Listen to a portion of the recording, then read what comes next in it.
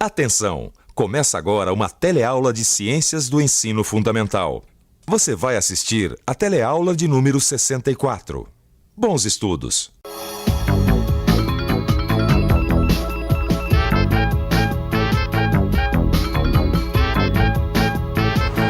Como você já deve ter reparado, nós estamos num restaurante que hoje está oferecendo 4 cardápios. Arroz, feijão, bife e ovo frito.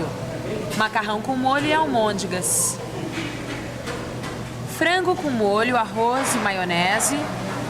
Filé de frango, batata cozida. Salada de alface, tomate, pepino e cenoura temperada. Qual desses cardápios você acha que uma pessoa adulta com atividade moderada deveria escolher para suprir as necessidades do seu corpo? O 1, o 2, o 3 ou o 4? Tá difícil de escolher, não é? Então fique ligado, porque na teleaula de hoje a gente vai falar exatamente sobre isso, em como nós devemos nos alimentar para termos uma vida mais saudável e equilibrada. Na teleaula de hoje você vai ver que os alimentos são compostos por proteínas, açúcares, gorduras, vitaminas, sais minerais e água. Que os hábitos alimentares das pessoas podem variar dependendo do lugar onde moram, dos costumes e da cultura. Você vai ver ainda que uma alimentação equilibrada é essencial para a manutenção da saúde e que são necessários diversos cuidados com a alimentação a fim de evitar doenças. Por fim, você vai ver que a fome ainda existe em larga escala no mundo todo e que ela é uma questão muito mais política e econômica do que de falta de alimento. Você se lembra da nossa última teleaula, quando a gente estudou a digestão? Foi quando a gente viu que os alimentos podem ser divididos em grupos, dependendo da sua constituição e da função no organismo. Os açúcares fornecem energia. Já as proteínas fornecem materiais para a construção do corpo. As gorduras também fornecem energia e materiais para a construção do corpo. As vitaminas e os sais minerais auxiliam o crescimento, a manutenção e participam de várias funções vitais. Bom, e por fim também tem a água, que constitui a maior parte do nosso corpo. Mas onde é que a gente consegue todas essas substâncias? As proteínas, as vitaminas, os açúcares e as gorduras, os sais minerais e a água. Proteína a gente encontra em todos os derivados animais, como por exemplo a carne de boi, de frango, de peixe e de outros animais, assim como nos ovos e no leite. E também em vegetais, como o amendoim, a ervilha, o feijão. Açúcares são encontrados nas massas, pães, doces, frutas e cereais. Já os óleos, a manteiga e a castanha, por exemplo, são alimentos ricos em gorduras. Vitaminas e sais minerais são encontrados nas frutas e verduras cruas, no leite, em peixes e ovos. Bom, e a água? Além de encontrá-la assim, ela também pode ser encontrada em todos os alimentos, principalmente nas frutas e verduras. Ô, Linnea, eu fiquei com uma dúvida do nosso último encontro. É dúvida? Os alimentos que contêm açúcares, gorduras e proteínas, eles têm que ser transformados em partículas muito pequenas, né, através da digestão, para serem absorvidos pelo nosso organismo. Por isso que quando a gente cozinha um alimento, a gente está ajudando o processo da digestão, não é? Isso. E as vitaminas e os sais minerais? Bom, Maria, você sabia que as vitaminas e os sais minerais são tão pequenos, mas tão pequenos que eles não precisam ser digeridos. Eles já passam direto do intestino pro sangue. Então quer dizer que esse tipo de alimento a gente não precisa nem cozinhar, né? O ideal seria não cozinhar, né, frutas e legumes, né? O ideal seria comer as frutas cruas e os legumes também comer crus. Porque se você cozinha, as vitaminas perdem parte do seu efeito. Sim, me diz uma coisa. O homem come tanto animais quanto vegetais, mas nem todos os seres vivos são assim, né? Não são todos os seres que comem de tudo. Alguns animais comem apenas vegetais. São os herbívoros, como a capivara, o cavalo, o boi, a cabra, entre outros. Existem também os carnívoros, que são aqueles animais que se alimentam exclusivamente de outros animais, como a onça, a cobra, o gavião e a aranha, entre outros. Ainda existem aqueles animais que se alimentam de tudo, de vegetais e de outros animais. São chamados onívoros. Entre eles estão certos macacos e aves e os seres humanos. Mas quando a gente fala que certos animais, como os seres humanos, comem de tudo, esse tudo não significa exatamente tudo. Depende da região onde essa pessoa mora, que tipo de alimento existe lá, quais são os costumes do seu povo e daí por diante. É por isso que em cada região do planeta existe grande variedade nos hábitos alimentares. Você quer ver como é verdade essa história de que em cada lugar, em cada região, em cada país, existem hábitos alimentares diferentes? Aqui mesmo no Brasil isso já é bem claro. Você quer ver só? Oi, moço, por favor. Você sabe se existem diferenças entre o que se come em São Paulo e o que se come, por exemplo, na Bahia? Sim, existe. E o que se come lá na Bahia? Acarajé, vatapá, cuscuz e carne seca. Ah, obrigada. Obrigado você. Você viu só? Mesmo dentro de um único país, são muitas as variações de hábitos alimentares. Imagina só como é entre países diferentes. Bom, na Alemanha, por exemplo, predominam os pratos à base de carne de porco. Já na Itália, as massas, como o espaguete, são preferência nacional. E no Japão a coisa é mais diferente ainda. Lá, além de comerem pauzinhos, eles adoram peixe cru. Os nossos hábitos alimentares dos brasileiros, como é que se formaram?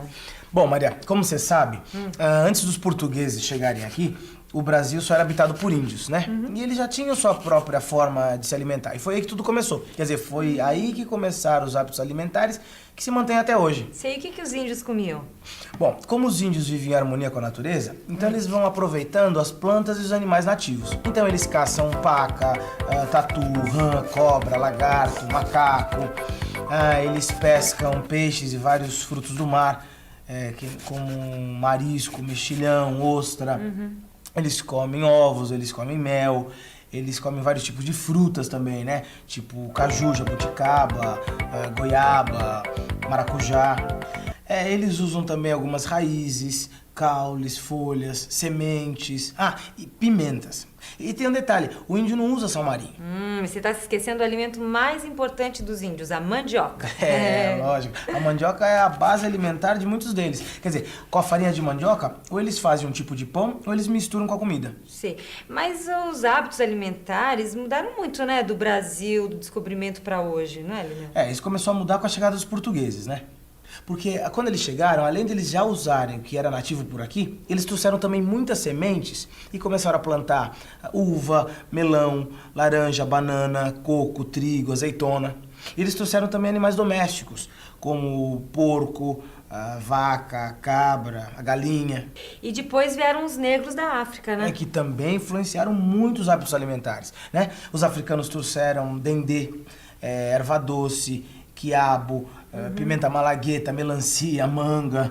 Sim. Quer dizer, então, que foi da mistura dos costumes desses três povos que acabou se formando os nossos hábitos alimentares.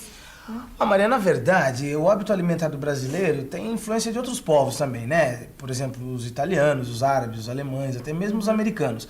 Mas a gente pode dizer que, basicamente, o hábito alimentar do brasileiro é a mistura dos hábitos alimentares dos índios, dos portugueses e dos africanos. Mas, no fundo, por trás dos hábitos e costumes alimentares, estão formas de ingerir o que o corpo precisa para obter os materiais necessários para a construção, renovação e energia. Nós devemos ingerir alimentos variados. Só assim estaremos conseguindo todos os nutrientes que precisamos. As quantidades de cada tipo de alimento variam de acordo com a idade da pessoa e a atividade que ela realiza. Um trabalhador braçal, como esse aqui, por exemplo, faz muito esforço o dia todo e necessita de muita energia. Por isso, precisa de mais açúcares e gordura, além das proteínas, vitaminas e sais minerais. Já uma criança em fase de crescimento precisa de açúcares, vitaminas e sais minerais, mas precisa sobretudo de muita proteína para a construção do seu corpo. Você se lembra daqueles 4 cardápios que foram mostrados no começo dessa teleaula? Qual desses 4 cardápios você acha que seria mais indicado para uma pessoa adulta com atividade moderada? Antes de respondermos, vamos analisar esses cardápios. No primeiro cardápio, a gente tem as seguintes substâncias. O arroz tem açúcar. O feijão, proteínas e açúcar. O bife, proteínas. E o ovo frito, proteínas, gorduras. Esse cardápio tá meio desequilibrado, hein? Muita proteína, muito açúcar. Vamos ver se o segundo é melhor. Aqui a gente tem açúcares e gorduras, açúcares e proteínas. Veja, esse também não me parece um cardápio equilibrado, hein? E esse outro aqui? Já nesse cardápio a gente tem proteínas e gordura, açúcares. Mais açúcares, gorduras, bom, também não me parece o melhor cardápio, o mais equilibrado. E o último, vamos ver? Olha que beleza! Nesse cardápio a gente tem proteínas, açúcares, vitaminas, sais minerais e gorduras. E aí, alguma dúvida agora? Olha, sem dúvida nenhuma, o último cardápio é o mais equilibrado, mais balanceado. Ele tem proteínas, gorduras, açúcares, vitaminas e sais minerais. Sem dúvida, para uma pessoa adulta com uma atividade moderada, o último cardápio é o melhor. Bom, Maria, nesse negócio de alimentação, o mais importante é a gente não deixar nem sobrecarregar e nem faltar nenhuma substância, né? Porque a gente tem que ter uma alimentação bem equilibrada. Mas também não é só isso, né, Lineu? Maria, infelizmente no Brasil tem muita coisa errada, né? É um descaso com a condição de vida da população, é falta de saneamento básico. Isso tudo acaba afetando diretamente a qualidade da alimentação. Como em muitos lugares não existe esgoto encanado, as pessoas acabam jogando esse esgoto a céu aberto ou em fossas, o que pode acabar contaminando os lençóis de água subterrâneos e, consequentemente, as hortas residenciais.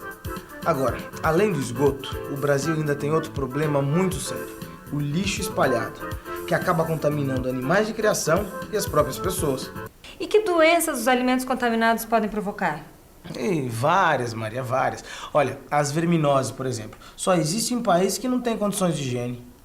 As verminoses, como a lombriga e a solitária, são transmitidas através de alimentos contaminados com ovos dos vermes. Por exemplo, a ascaridíase, que a gente conhece popularmente como lombriga, a gente pega quando a gente come verdura que são regadas com água suja, com fezes de pessoas doentes. Ai, que papo, Lineu!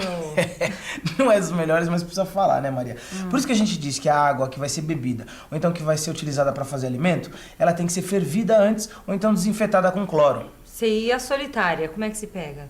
Bom, a solitária a gente pega ingerindo carne de porco ou carne de vaca mal cozida. Solitária a gente chama de teníase. Mas não são só as verminoses que podem ser transmitidas, né? A gente tem amebíase, tem cólera, tem um monte de outras doenças.